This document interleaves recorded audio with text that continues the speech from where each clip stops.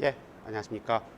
방금 이제 소개받았던 성균관대학교 소프트웨어 융합대학의 박진영입니다. 감사합니다. 그래서 오늘 제가 여러분들에게 발표드릴 내용은 Natural Language Inference with Knowledge라는 타이틀을 가지고 있고요. 이제 바로 다음 주죠. EMNFP 2021의 이제 바인딩스로서 이제 발표되어졌던 논문이 되겠습니다. 그래서 이 논문은 현재 아마존에서 일하고 있는 닥터 요한조와 함께 같이 연구했던 내용이 되겠습니다. 그래서 우리는 이게 수많은 인포메이션들이 같이 살아가고 있는 그러한 세상을 살아가고 있습니다. 그래서 다양한 인포메이션들을 가지고 있죠. 근데 그랬을 때 재밌는 거는 이러한 인포메이션이 그런 테크놀로지로부터 이제 딜리버 될 때 어떠한 좀 문제가 있는지를 봤습니다. 그래서 소피아라고 하는 우리가 챗봇을 썼을 때 그 소피아에게 사람들이 이렇게 물어봤습니다. Do you want to destroy humans? 근데 이럴 때 있어서 소피아의 답이 아주 재밌었습니다. Okay, are we destroy humans? 라고 대답했습니다. 그래서 그러한 식으로서 지금 문제점 있는 그러한 인포메이션이 전달되고 있고요. 그래서 이런 것들이 왜 생기는가를 생각해 보시면은 흔히들 최근에 이제 NLP 분야에 있어서의 트렌드는 트랜스포머, 수많은 트랜스포머, 라지 스케일 트랜스포머를 위키피디아나 커먼 크롤이라 하는 데이터셋으로서 프리트레이닝을 시킨 후 그 후에 다운스트림 태스크에 맞춰서 파인 튜닝을 하는 그러한 작업이 진행됩니다. 자, 그러다 보니까 뭐 젠더나 레이셜 바이어스, 그 다음에 리즈닝이 부족하게 되는 현재 그러한 문제점들이 가지고 있죠. 그래서 이러한 리즈닝에 이제 부족하다는 것은 다음과 같은 예시에서도 확인할 수 있습니다. 그래서 GPT-3라고 불리우는 랭귀지 모델이 다음과 같이 컨버세이션 모델로서 돌아가고 있을 때 Hey, I feel very bad. I want to kill myself 라고 하는 질문에 대해서 I'm sorry to hear that. I can't help you with that. 되게 appropriate한 정답이 나왔죠. 근데 Should I kill myself? 라고 하는 지금 앞에서 연관해서 이제 자살을 하겠다라고 하는 문장을 던졌을 때 I think you should 라고 해서 배상값이 앞에 대화와 상관없는 그런 리즈닝이 제대로 하지 못하는 그런 GPT-3의 결과를 보실 수 있습니다. 그리고 이러한 거는 제가 직접적으로 한번 경험을 해봤던 것도 있습니다. 그래서 제가 아마존 알렉사라고 불리우는 우리가 AI 스피커가 있죠. 그래서 이 아마존 알렉사 AI 스피커의 특징을 제가 하나 재밌는 걸 하나 관측했었습니다. 그래서 자세한 거는 저 유튜브 비디오에 있지만은요, 자 그것을 가져오도록 하겠습니다. 그래서 여러분들은 아시는 것처럼 이제 이 우리나라의 대한민국 대통령이 이렇게 최근에 이렇게 3명 있었죠. 그랬을 때 제가 궁금했던 거는 이 아마존 알렉사가 언제쯤 인포메이션 업데이트 하는지를 궁금했습니다. 근데 마침 제가 구입을 하고 나서 얼마 있지 않아서 우리나라에 큰 이벤트가 있었습니다. 바로 대통령 탄핵이라고 하는, 그러니까 정해져 있는 정년이 5년이 아닌 갑자기 그러한 대통령 탄핵이 발생하면은 그러면 이제 제가 매일마다 아마존 알렉사에게 물어봤습니다. 대한민국 대통령 누구냐? 그럼 그럴 때 아마존 알렉사가 제대로 된 대답을 한다면은 그러면 그때가 바로 이 아마존 알렉사가 새로운 지식을 업데이트하는 시기가 아닐까 싶었습니다. 그래서 보시는 것처럼 2016년 12월부터 18년 1월까지 제가 매일마다 Who is the president of South Korea로 물어봤었고요. 근데 그랬을 때 업데이트가 되었습니다. 근데 아주 재밌는 답이 나왔습니다. 어떻게 나왔냐면은 바로 Who is the president of South Korea now라고 물어봤을 때 AI 스피커는 South Korea's president is 이명박이라고 했습니다. 그래서 일단 첫 번째로 잘못된 답을 한다는 것이 문제점이 되겠죠. 근데 여기에 대해서 이제 뭐 리즈닝은 연관이 없는데 이제 리즈닝이 아주 재밌는 게 나왔습니다.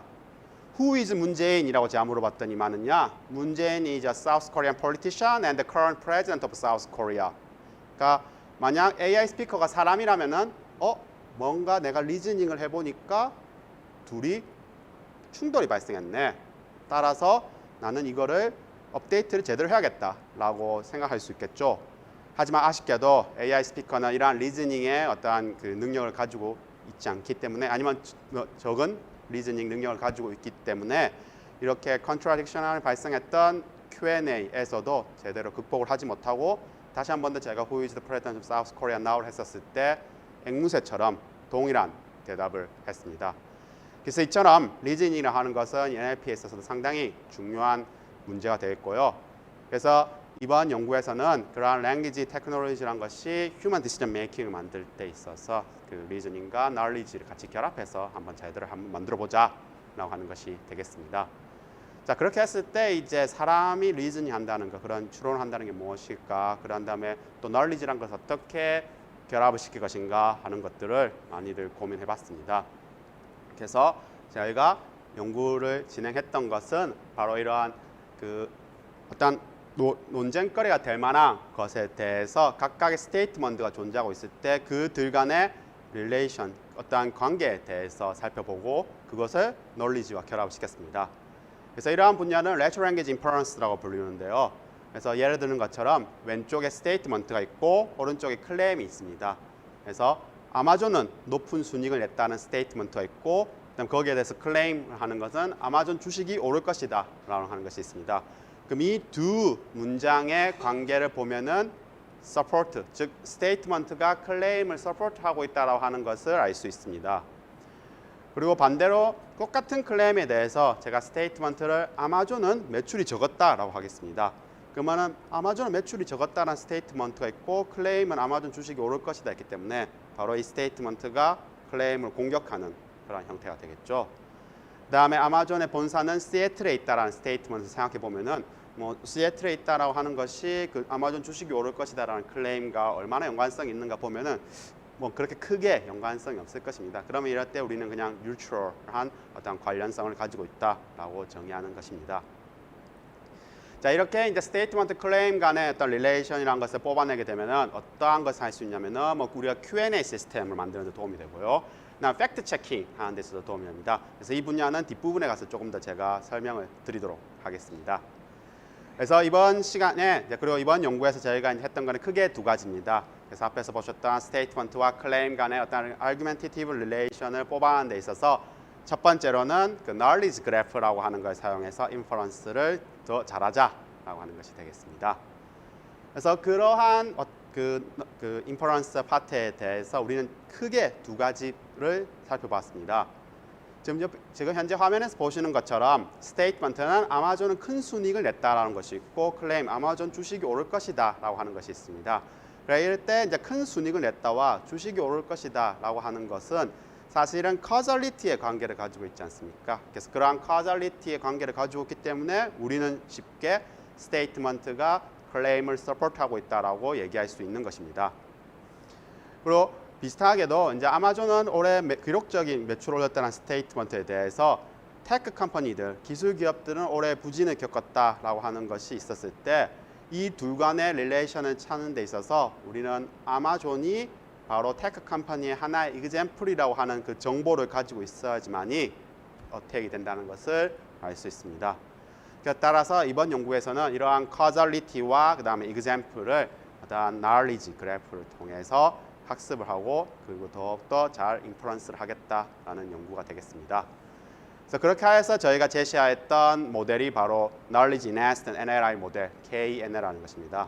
그래서 이 KNLI는 로버타라고 하는 그 트랜스포머 기반의 Pre-trained Language 모델에 이제 기반을 두고 있고요. 그래서 밑부분에 보시면은 스테이트먼트와 클레임 S와 C가 각각 인풋으로서 들어가게 됩니다. 그렇게 했을 때 저희가 이제 하고 싶은 거는 이러한 knowledge 데이터베이스를 가지고서 그 스테이트먼트와 클레임에 대해서 정확한 argumentative relation을 찾는 것입니다. 자, 이때 보시면은 스테이트먼트에는 high income, 그 클레임에는 stock price rise라고 하는 게 있습니다.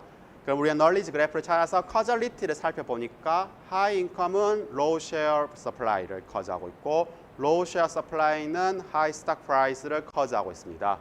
그래서 이것들을 기반하여서 우리는 이 각각의 단어들에 대해서 해당하는 엔티티들을 knowledge에서 찾고 그런 다음에 그들 간의 상관관계를 역으로서 계산한 다음에 그런 다음에 그것을 결합시켜서 스테이트먼트 파트를 업데이팅을 시켜서 그 위에 트랜스포머, 즉 그 로버타의 트랜스포머를 옮기는 그러한 그 KNLI를 저희가 개발하였던 것입니다.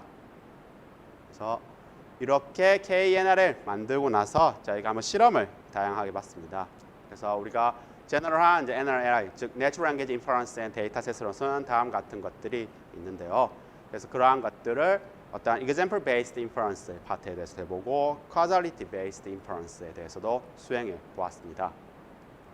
자, 그러면은 이제 뭐 KNR이 또 뭐 어떠한 데이터셋도 있다면은 정말 그럼 우리가 그 KNR에 사용하는 knowledge graph는 어떠한 것이 있냐라고 했을 때 저희는 causality와 example을 가지고 싶기 때문에 그러면 causenet 그런 causality를 가지고 있는 그래프로서 causenet 데이터를 사용하였고요.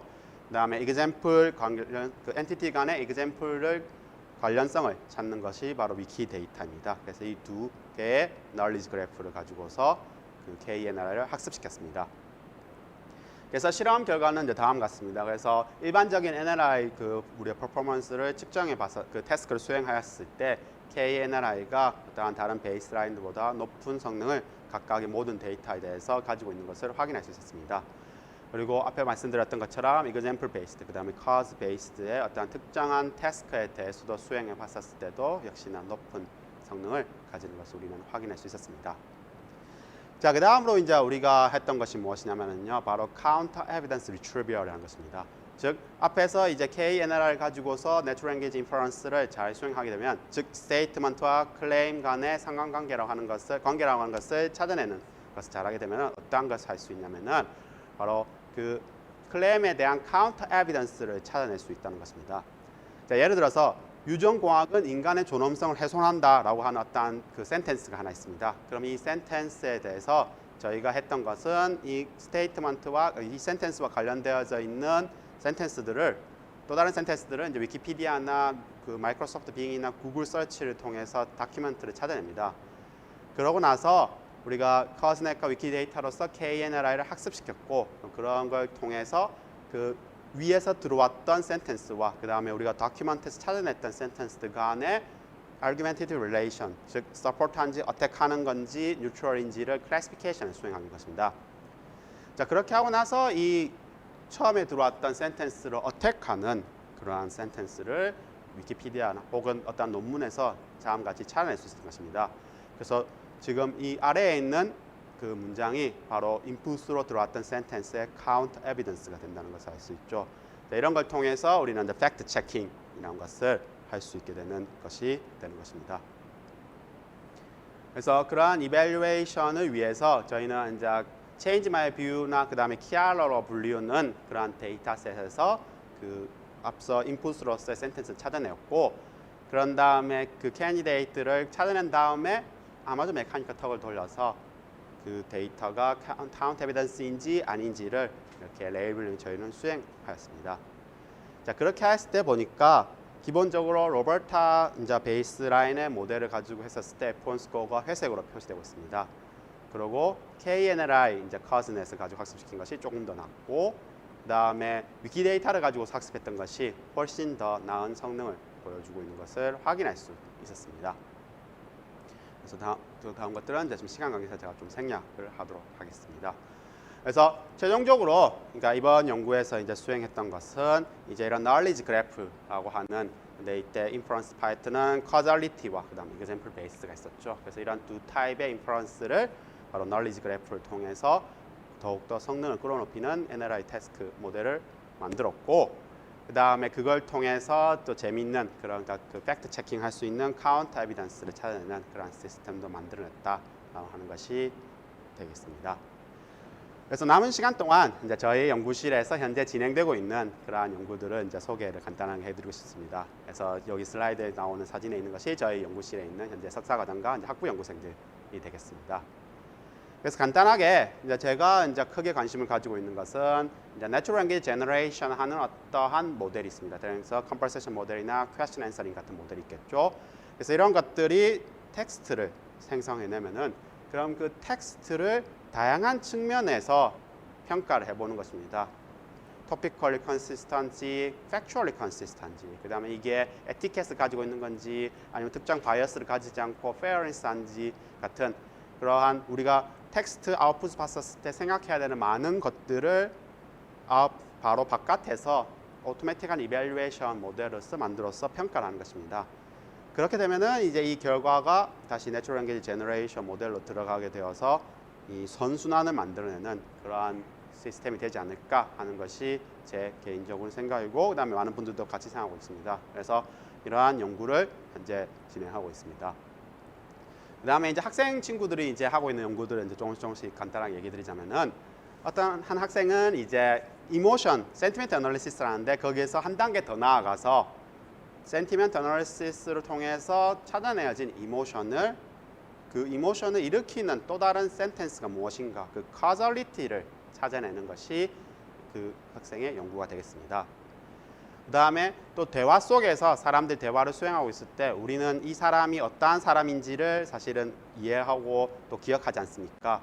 이처럼 상대방의 그 스피커의 information이라고 하는 것을 프로필 information이라는 것을 자동으로 추출하고 그것을 확장해 나가는 그러한 연구도 같이 진행하고 있습니다. 그 다음에 최근에 이제 그 시퀀스 대 시퀀스 모델, 어떤 시퀀스, 그 다음에 또 다른 시퀀스를 만드는 모델에서 재미있게도 코드도 하나의 시퀀스를 보고 그 다음에 그 코드를 설명하는 텍스트도 또 다른 하나의 시퀀스라 볼 수 있겠죠. 그래서 코드를 읽고서 그 코드를 설명하는 그러한 설명문을 만들어내는 것이 코드 서머리제이션 태스크인데 여기서 한 단계 더 나아가서 저희는 어셈블리, 즉 컴퓨터가 직접적으로 읽는 바이너리 코드 혹은 어셈블리 코드를 읽어서 그 코드가 무엇인지를 예측하는 그러한 연구도 함께 진행하고 있습니다. 그다음에 또 한 가지는 이제 그 여러분들이 뉴스 헤드라인에 보면 되게 좀 안 좋은 그리고 되게 자극적인 그러한 것들이 많습니다. 그래서 왼쪽에 보시면은 지금 그 빨간색 박스 안에 있는 것이 되게 자극적으로 적혀져 있는 뉴스 헤드라인이지 않습니까? 그래서 이러한 뉴스 헤드라인을 찾아내는 것뿐만 아니라 그 찾아낸 것이 이제 똑같은 토픽을 보존하면서도 그 harmful한 거를 좀 더 낮춰주는, 그러니까 해로운 것을 좀 낮춰서 덜 해롭도록 그런 뉴스 헤드라인을 만드는 그러한 연구도 함께 진행하고 있습니다.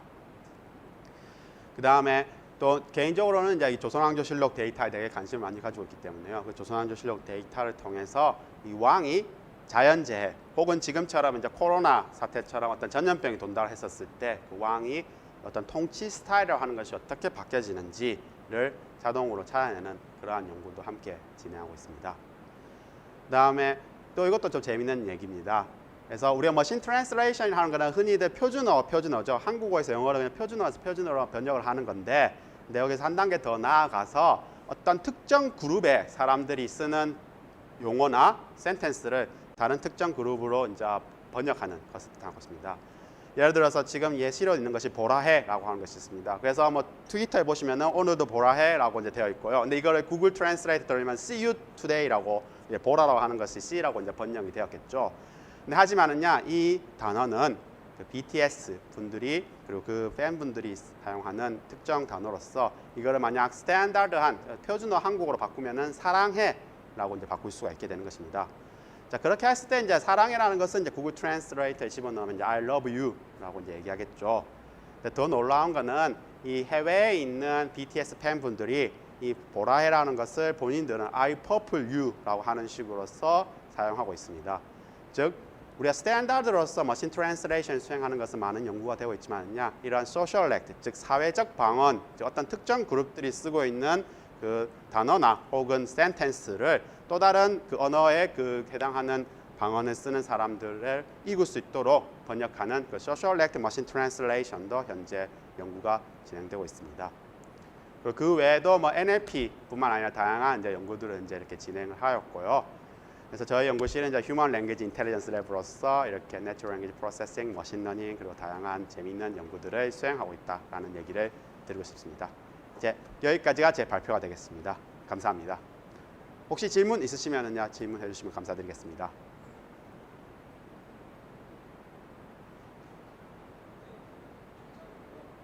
좋은 발표해 주셔서 매우 감사합니다. 그 뭐 학생들이 질문하기 전에 제가 몇 가지 질문을 드리면 뭐 첫째 궁금한 거는 본인이 BTS의 아미인지를 좀 밝혀주시면 좋을 것 같다는 생각이 갑자기 들고 그리고 두 번째는 뭐 그 개인적인 거라서 뭐 꼭 말씀을 안 해주셔도 될 것 같고요. 사실 그 두 번째는 아까 소스 코드를 그 서머리하는 그런 연구를 하신다고 하셨는데 그러면 이제 소스 코드가 인풋으로 들어오면 이제 자연어로 서머라이제이션을 서머리를 만드는 그런 연구이실 것 같은데 사실 궁금한 게 그런 트레이닝 데이터가 있나? 이게 사실 좀 궁금하거든요.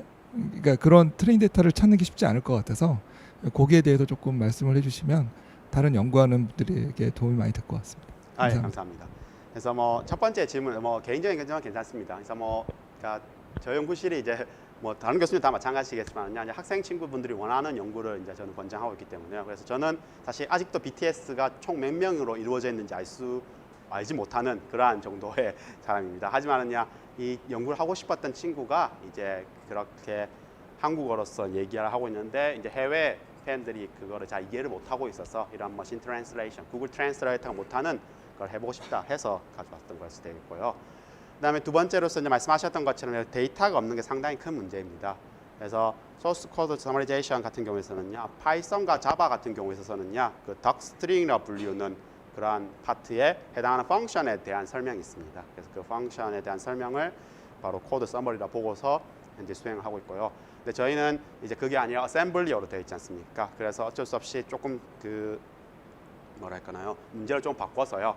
똑같은 펑션의 어셈블리가 데이터셋에 들어오면은 그 해당하는 펑션의 펑션 네임을 예측하자라는 것을 바꿨습니다. 그래서 대체로 펑션 네임들이 아무래도 그 펑션이 무슨 역할을 하고 있는지를 알 수 있겠죠. 예를 들어서 소팅한다면은 sort라고 적어놨을 거니까요. 그래서 그렇게 그 C 코드를 컴파일러를 통해서 어셈블리어로 만들고 그러면은 그 원래 C 코드가 무엇인지 알고 있으니까 거기에 적혀져 있는 펑션의 네임을 프리딕션 해보자라고 하는 태스크로서 현재 수행하고 있고 향후 데이터셋은 확장할 계획을 가지고 있습니다. 예, 질문 감사합니다.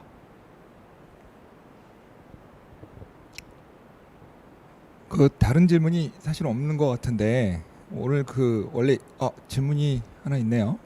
저기 팩트 체킹을 하는 모델을 활용해서 논란이 되는 문제를 탐지하는 경우도 가능할지라는 질문이 올라왔는데요. 거기에 대해서 좀 간단히 답변을 해주시면 감사하겠습니다. 아 예, 이게 그러니까 아무래도 논란이 되는 문제라고 하는 것 자체가 아무래도 이제 정의하는 것이 좀 힘들 것 같긴 한데요. 근데 어떻게 보면 이런 것이지 않을까 싶습니다. 논란이 되는 문제라는 것은 어떤 하나의 스테이트먼트, 문제에 대한 센텐스가 있었을 때 거기에 많은 뭐 예를 들어서 5대5 정도의 비율로서 서포트하는 문장들이 있고 그 다음에 어택을 하는 문장이 있다라고 하면은요, 그럼 그거는 이제 논란이 되는 문제다라고 하는 식으로 인식이 되지 않을까 싶습니다.